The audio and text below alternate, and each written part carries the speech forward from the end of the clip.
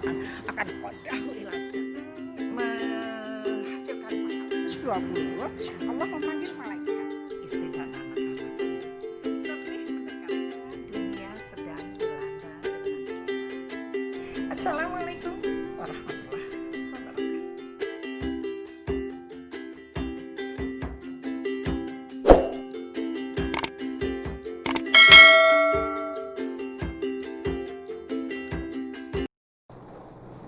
Hai teman-teman, ketemu lagi dengan saya di Misferatan Najiyah. Apa kabar? Teman-teman sekalian, video saya kali ini ingin menjawab pertanyaan dari Bapak Su aja dia, gak mau disebut namanya untuk gak keceplosan, di Depok. Bapak kita ini bertanya, Umi, saya baru mulai mengaji setelah usia saya 50 tahun. Memang dari kecil keluarga saya adalah keluarga Islam. Tapi saya baru memperdalam kurang lebih 1 atau 2 tahun ini. Mudah-mudahan gak terlambat ya Umi. Insya Allah gak terlambat. Selama masih ada nyawa di badan kita, tidak ada kata tolak. Pertanyaannya dari Bapak Su ini adalah, bagaimana sikap saya ketika saya ikut sholat berjamaah? Apakah yang pertama saya harus mendengarkan imam membaca surat atau bagaimana? Itu yang pertama.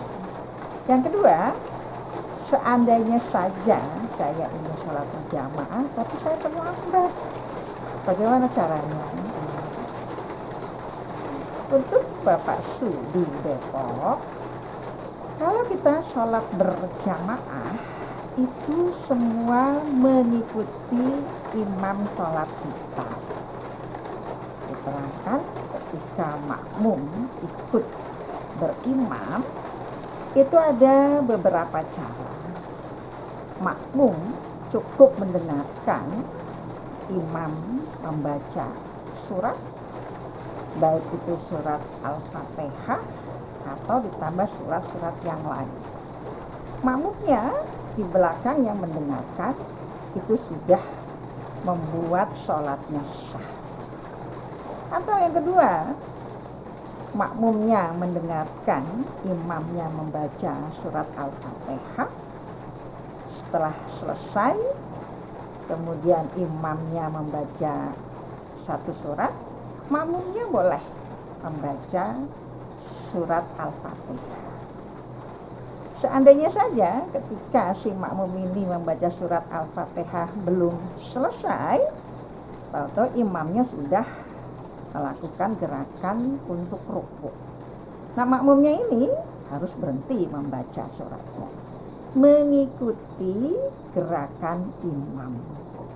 Imamnya melakukan gerakan Allahu Akbar untuk rukuk, ya, barulah nanti makmumnya mengikuti Allahu Akbar. Ketika imamnya berdiri ke atas sami Allahu liman hamidah, ya, tidak boleh membarengi si makmumnya ini. Nanti setelah sami Allahu liman hamidah, barulah makmumnya naik sambil mengucapkan Rabbana walakal hamd. Jadi makmum tidak boleh membarengi gerakan imam, apalagi mendahului, itu tidak boleh, ya. Karena ada satu ancaman, satu hadis tentang ancaman makmum yang mendahului gerakan imam, besok matinya akan dibangkitkan oleh Allah, kepalanya himar. Serem gak? Serem ya. Jadi kita harus mengikuti gerakan imam, tidak boleh mendahului, tidak boleh membarengi, ya. Nah, mengenai bacaan, boleh mendengarkan. Ada imam bacaan suratnya panjang, makmumnya nggak ngerti, nggak hafal, ya sudah, mendengarkan saja sudah cukup. Itu pertanyaan yang pertama. Pertanyaan yang kedua, bagaimana kalau terlambat untuk gabung sholat? Nah Bapak Su, kalau umpamanya Bapak ini terlambat gabung sholat, si imam sudah membaca Al-Fatihah, surat ya, terus Bapak Su ini gabung pas takbir Allahu Akbar, terus imam gerakan sholatnya gerakan ruku. Nah Bapak yang ketinggalan langsung mengikuti gerakan imam, langsung ruku. Nanti imamnya sami Allahu liman hamidah, Bapak juga ikut sami Allahu liman hamidah, Rabbana walakal hamd.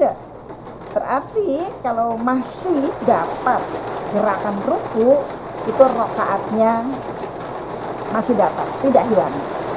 Tapi kalau umpamanya pas gabung imamnya sudah mengatakan sami Allahu liman hamidah, baru Bapak gabung, itu berarti rakaat pertamanya sudah tidak dapat. Kehilangan satu rakaat berarti. Nah, rakaat kedua, ketiga, keempat semua mengikuti gerakan imam. Hanya saja nanti ketika imamnya itu salam rakaat terakhir, Bapak yang ketinggalan satu ini tidak ikut salam. Dan bacaan tahiyatnya juga hanya bacaan tahiyat awal. Yang lainnya nanti salam, Bapak yang ketinggalan berdiri untuk menambah satu rakaat yang ketinggalan. Bapak baca Al-Fatihah, ruku, sujud, kemudian duduk tahiyat akhir, salam. Kalau ketinggalannya satu rakaat, kalau ketinggalannya 2 rakaat, ya berarti nambah 2 rakaat. Jadi rakaat kedua duduk tahiyat awal, rakaat keempat duduk tahiyat awal, berdiri lagi, nambah satu rakaat yang ketinggalan, barulah Bapak duduk tahiyat akhir. Misalnya Bapak Su, paham ya? Mungkin suatu hari kita akan ketemu, praktek nanti bagaimana caranya bagi Bapak Ibu yang ketinggalan untuk gabung sholat berjamaah. Dan memang sholat berjamaah ini dinasihati terus menerus ya. Karena keutamaannya 27 rakaat berarti kebaikan dibandingkan sholat sendiri. Dikalikan 25 atau 27 derajat bagi Bapak Ibu yang sholat berjamaah. Sedangkan sholat sendiri ya, sempurnanya saja 3, paling sempurna sekitar 70 sampai 75%. Jadi usahakan kita untuk bisa sholat berjamaah. Walaupun tidak bisa sholat berjamaah di masjid, kita usahakan sholat berjamaah di rumah masing-masing. Ada bapaknya, ada ibunya, ada anak-anak. Kita mulai membiasakan sholat berjamaah. Setelah sholat berjamaah, kita mungkin bapaknya nasihat bagaimana menghadapi kehidupan seperti ini ya, untuk memberi motivasi kepada anak kita masing-masing. Ya Bapak Su, sholat berjamaah tidak hanya di masjid, di rumah pun bisa kita rutinkan setiap hari untuk membina istri dan anak. Kalau sholat berjamaah di masjid, tentu saja mempunyai keutamaan pahala masjidnya, sedangkan di rumah tidak dapat pahala masjid. Pak Subi dapat, sorry, insya Allah paham. Untuk yang lain-lainnya juga, kalau ada yang kurang paham boleh ditanya. Alhamdulillah, jazakumullah.